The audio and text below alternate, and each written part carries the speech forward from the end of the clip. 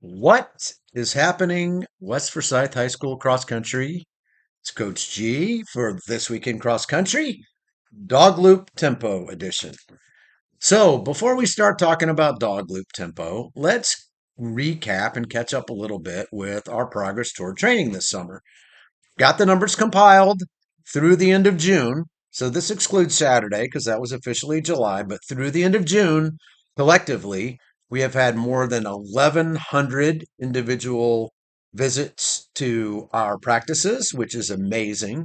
And if you throw in just sort of an average compilation of the miles that we might have covered during those runs, we could have run back to back from our school at West Forsyth High School all the way to Rome, Italy. That's a long way, right? Just goes to show you what we can do together. Keep showing up, keep coming to practice. You'll get to know your teammates better, which is really important. If you want to have a good season, you want to have good friends, you want to know the people on your team, and you want to get in shape. Like the hard part about our sport is the getting in shape part. It's pretty yucky.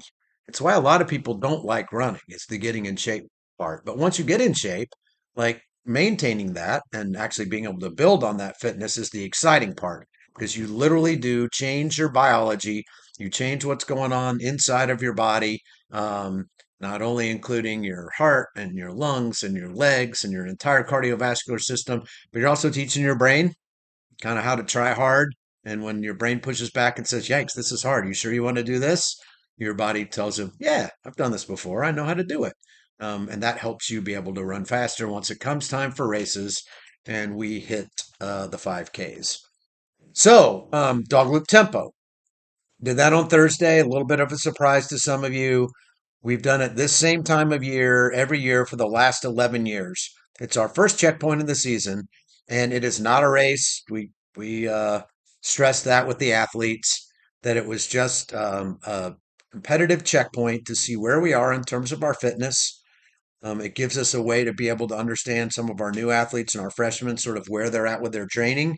So we start getting into workouts to where we want to group up people with kind of like abilities. Um, Not that you're all not likable. I mean, like abilities. So that you'll have good training partners that are being stressed at the same appropriate level. And it's just kind of also the first time to maybe be like, yikes, like somebody's actually gonna have a watch and look at me doing something like that. And if that gives you a little bit of anxiety or nerves or whatever, the best way to get over things that make you sort of uncomfortable is really to do them. It seems crazy, but there are people who like are deathly afraid of like flying airplanes and they go through and do all this therapy and stuff.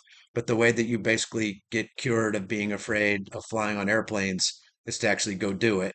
And then you realize you're not going to die and it's not as terrible as you thought it was. And then every time you expose yourself to something that gives you anxiety, you learn to cope with it a little bit better and better. So not intended to create anxiety, but if for whatever reason it made you a little nervous to know you were going to run and at the end somebody was going to be calling out a time, like, all right, first time to do that, that's great. By the time we roll around and the season starts and it's time for our first race, you'll be like, yeah, yeah, no big deal. I've already done this before. We will do, if you didn't do dog loop tempo on Thursday, we will do this again one more time. Usually sort of towards the middle end part of July. The purpose there is to catch the athletes who weren't here this first time. And so probably only about half the team did dog loop tempo this time. So we'd like to get that data on everyone. And then also for those of you who are just kind of figuring out what tempo, pace, and effort and all that stuff feels like, gives you a chance to do it again to where if you kind of overran this one, then maybe you can do it more appropriately. If you underran this one, again, like tempo effort, it should be uncomfortable. It should be at the point to where you're only able to talk and just spit out like a couple of words. So it's not like an easy run at all. It's not an all-out race because you should be able to run further, at a true tempo pace and effort, you should be able to run further than 3 miles. And the dog loop tempo is only 1.39 miles long. But it shouldn't be comfortable. Like you should be having to start to try pretty hard, especially on that uphill part, like right before you go up to the tennis courts. Like that's ooky. Like I don't care if you're running tempo effort, even if you're running slow effort, like that little part, that'll stretch you out and make you try a little bit. But anyway, we got it done. Was happy with what everybody did, and posted the information with regard to sort of your time, Maybe if you've done it in the prior years, what your times were. That's helpful if you're a new runner. So, say you're a freshman, you say, okay, I ran dog loop tempo in 11 minutes. What does that mean? Well, I don't know. You can go back and look at some of our athletes now who are juniors and seniors and who are running at higher levels because they've progressed and they've got more experience in the sport and see kind of where they were when they were freshmen and go like, oh, cool. Like, all right, I'm kind of at this place. Not that you need to compare too much at this point, honestly, because you probably didn't run it great. You're probably not in really good shape yet. But if you're just looking for something to look at, that's something to look at. And then obviously for returning athletes, like your comparison year over year, season over season, gives you the confidence that, your commitment long term to this sport, it's a long term sport. If you want to get better, you just have to keep doing it and doing it and doing it and day after day, week after week, month after month, year after year, you will continue getting better in endurance sports, really until you're probably early 30s. Late 20s tends to be when athletes who take this journey long term through endurance sports get to be their best if they continue to approach it on a committed basis. So just know that it takes some time and looking at those numbers, even if they're not your numbers, again, if you're new to the sport, if you look at some of the other athletes and kind of how they progressed over their career, it'll give you that confidence that if you stick with it, you will continue to get better. Um, what else can you learn from dog loop tempo? Do-do-do-do-do-do-do. I think that's kind of the key things, to take a look at and just to consider. And then to remind yourself, kind of like, okay, do I feel like I really ran up to that point to where I was kind of getting out of breath and it was starting to get a little hard and a little miserable? If I didn't quite get there, maybe I didn't run it hard enough. Or if when I finished, I was, doubled over at the knees, like breathing like super duper hard, then you probably overran it a little bit. So you can learn from that particular effort. That'll be helpful because again, we're going to try to do tempo pace work, all the way through the season, like September, October. We're still going to be doing some tempo stuff because you can change your cardiovascular system the most in those efforts without doing so much kind of damage to your body in terms of like really, really hard workouts, really, really hard races. Like they leave behind something that takes several days to kind of get through to where your body's back feeling like it can perform at an optimum level again. So we try not to stress too much in workouts, make you work so hard in practice to where you don't have any juice left when it comes time to race. So that's where tempo kind of running and effort comes in. All right, so that's kind of a recap of dog loop tempo and of the week and of June in terms of our mileage. Looking forward into July. Next week, as everybody should know by now, is GHSA Dead Week. It's mandated by the governing body that does all of the high school sports in the state of Georgia, to both give parents the knowledge that if you don't want your child to miss practice and you don't want your child to miss vacation, that this is the ideal time to go do vacation because then you won't miss practice. And it's also a time to also let the coaches know that like we don't have to be on 24/7 the whole year round, that we need some time to kind of regroup and have fun and do things, without being at practice all the time. So it's supposedly for everybody's advantage. I don't like it. Like I like coming to practice. I like seeing you guys, but I don't make the rules. Anyway, so during the next week, which starts on Monday and goes through next Sunday, coaches cannot meet with the athletes. Like we're not allowed. Like it's against the rules. The captains will have some meeting places to where athletes who want to get together to train, which is good, right? Because left to your own devices, you might decide to skip. But if you know you're going to meet your friends, you have a better chance of showing up. So they'll be there to kind of monitor and lead activities during that time frame.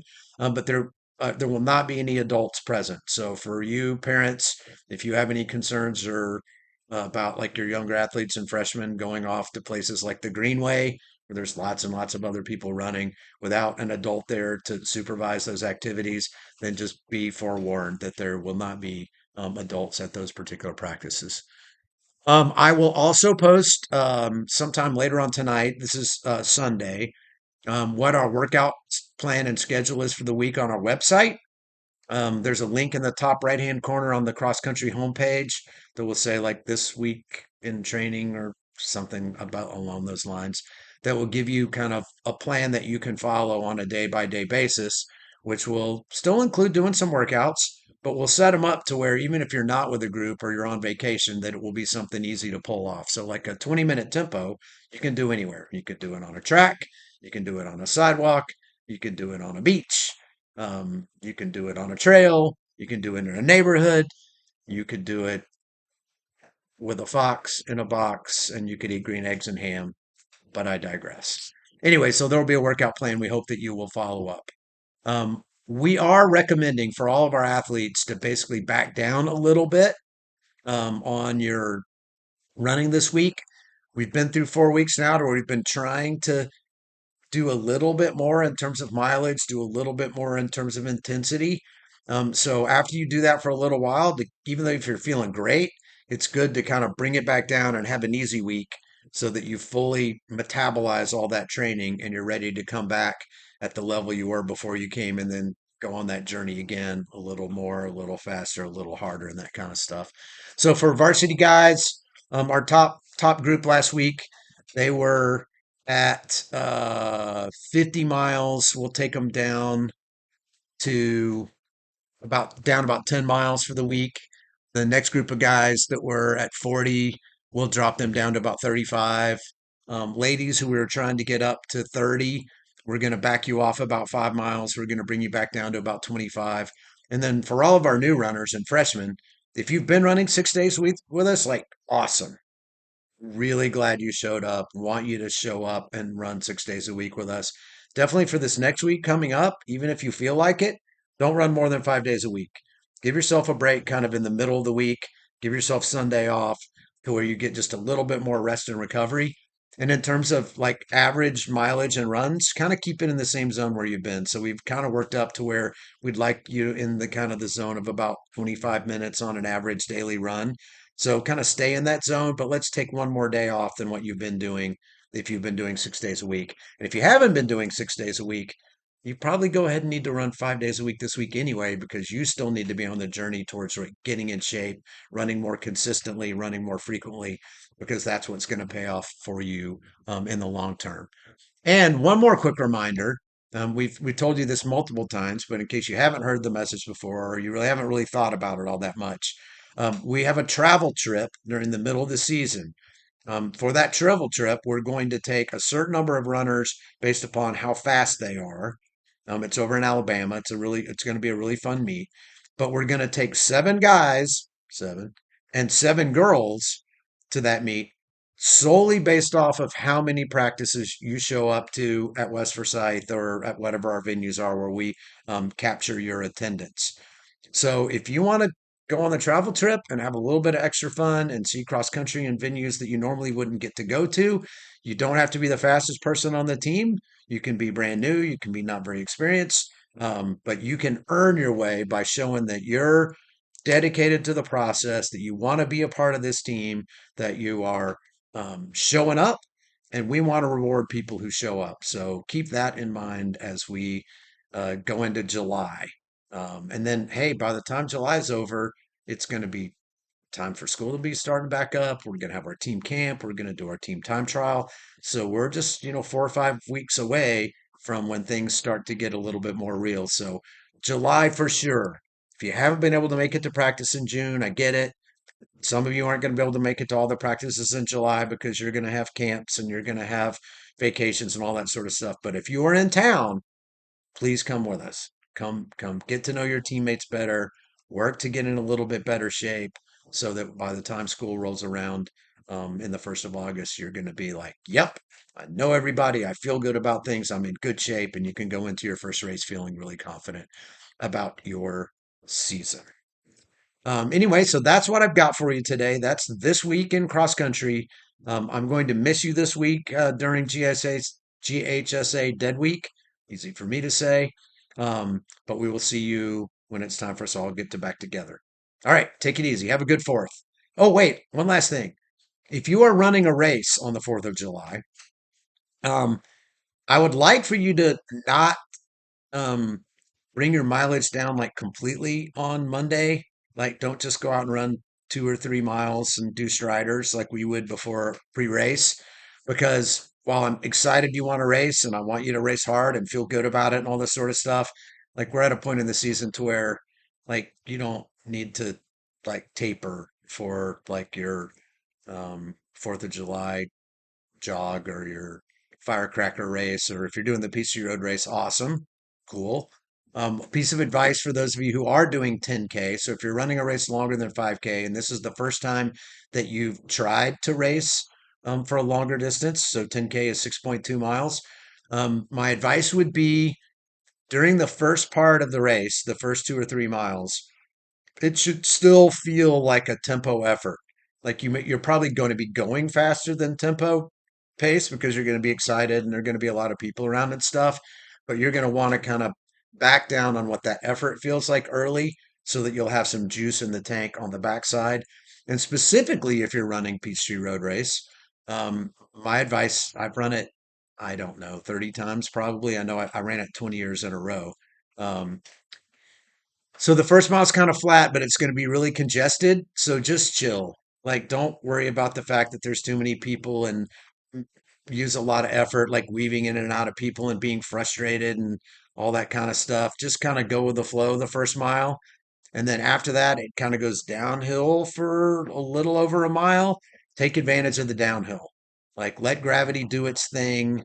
Just kind of rip and roar a little bit. You won't be breathing too hard. You'll feel pretty good about it. And then as the hills start, like don't be afraid. Like the Heartbreak Hill is not that big a deal. It's a big deal for somebody who's not in shape and somebody who doesn't run like you guys do.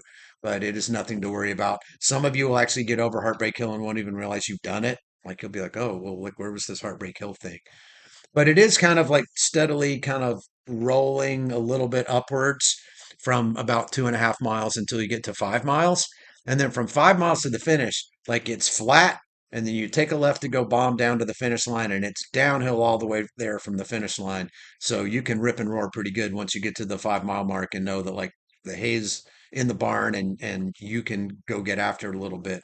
And then pro tip, usually right around the 6 mile mark, so 2/10 left is almost like a full lap on the track, like 400 meters. They have a little banner thing that goes over the road, and they have photographers on it, or at least they used to, because they would send you these links in the mail to where you could pay for a picture of yourself running the Peachtree Road Race. But a lot of people see that banner and think that's the finish. So they start getting in finish mode and then get there and realize they've got another whole 400 to go, which actually does include a tiny little uphill before you get to the final finishing downhill. So don't get faked out by the camera thing if it's there at the 6 mile mark. That's your Peachtree Road Race pro tip. All right, so I'm really signing off this time. We'll see you soon. Happy 4th.